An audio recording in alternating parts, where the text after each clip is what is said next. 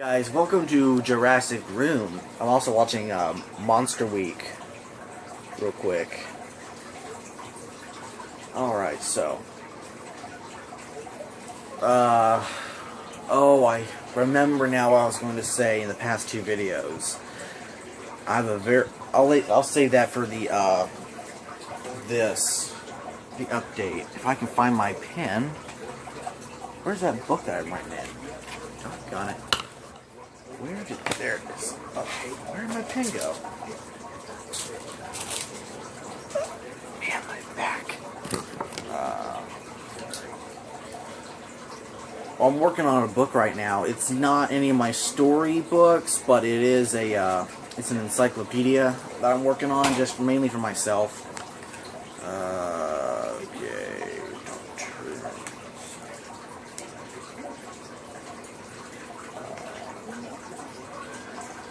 Man, I love these Dollar General pens.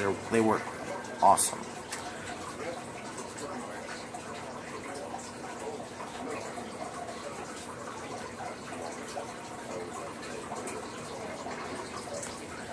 Let me write down some of these because I know I wanted to do some other stuff. I won't say this for the update. I want to do a try not to laugh challenge. It's just, you know, it's kind of like with James Reacts. Check out his channel. He's really cool because he doesn't like cursing. He likes family content because he's just cool that way.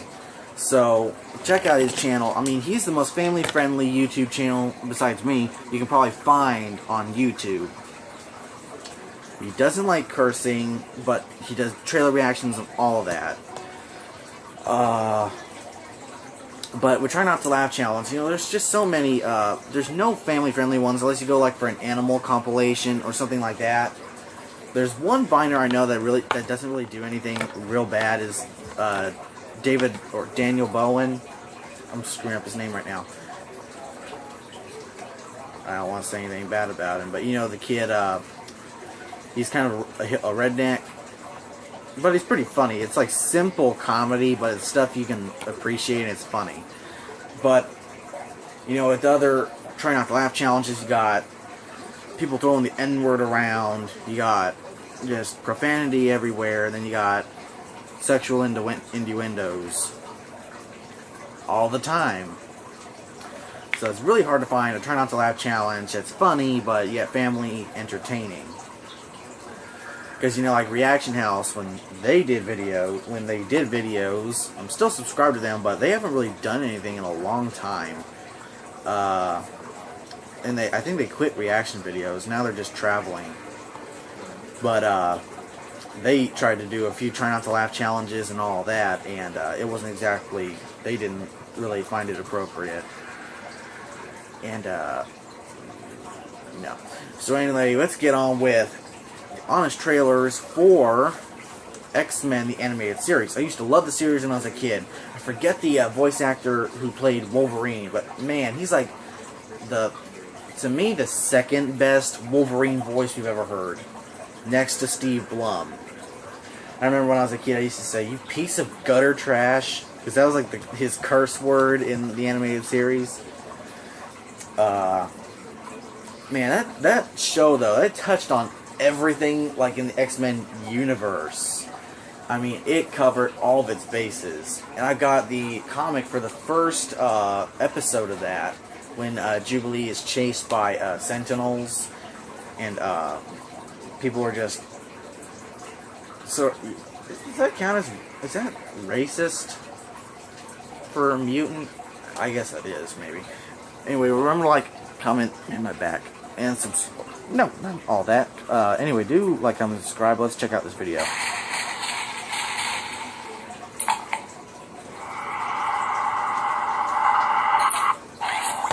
the X-Pocalypse, experience the definitive version of the X-Men. As long as you grew up in the 90s. Look what she did to the VCR just by touching it. X-Men, the animated series. Return to the era of Super Soakers and Pizza Bagels. Pizza! No one gave a crap about the Avengers. For the first comic adaptation to combine quips and bright colors. That's true. Depth and high stakes, all wrapped up in the theme song that's been stuck in your head for decades. Oh yeah.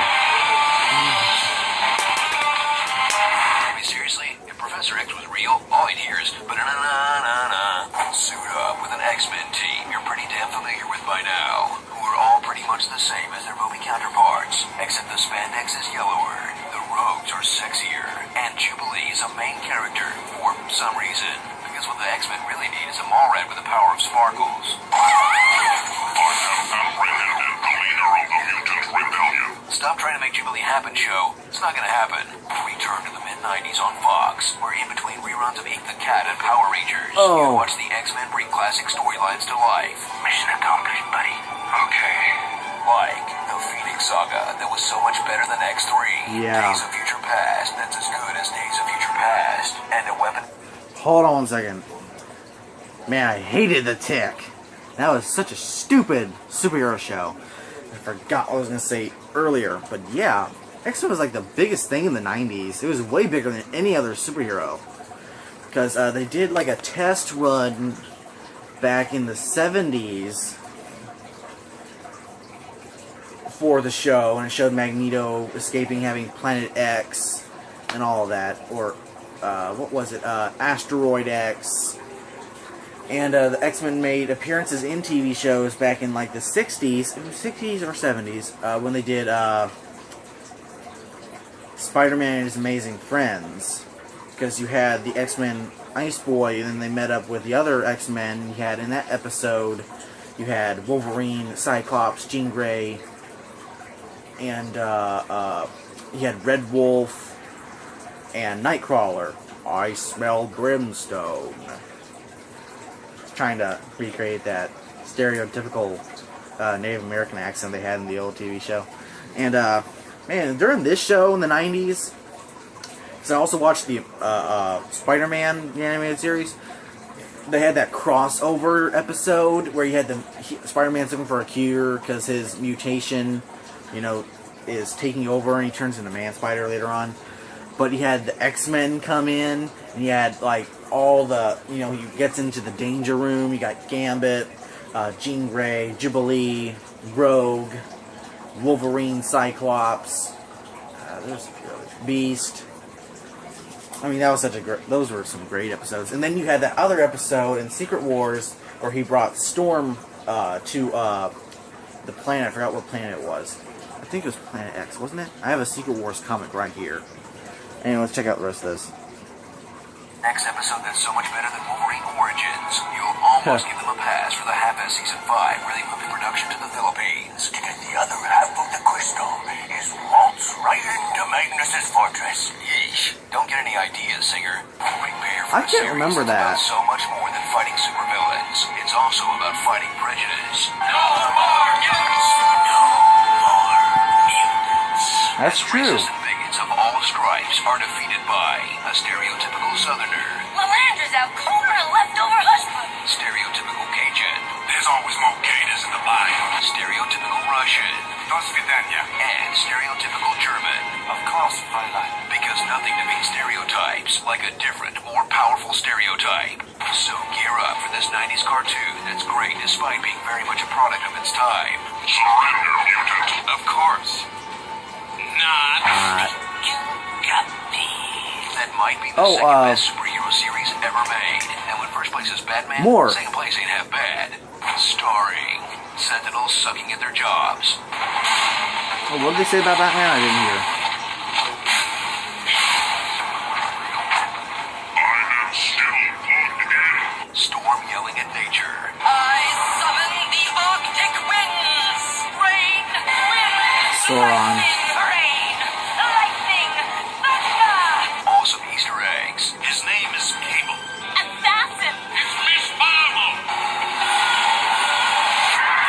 I remember all these. I remember that episode. Oh my gosh. All right, you egg-sucking piece of gutter trash. On my way, Doctor.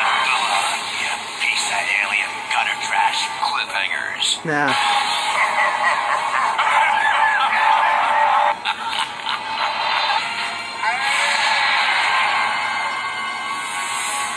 Wolverine grunting.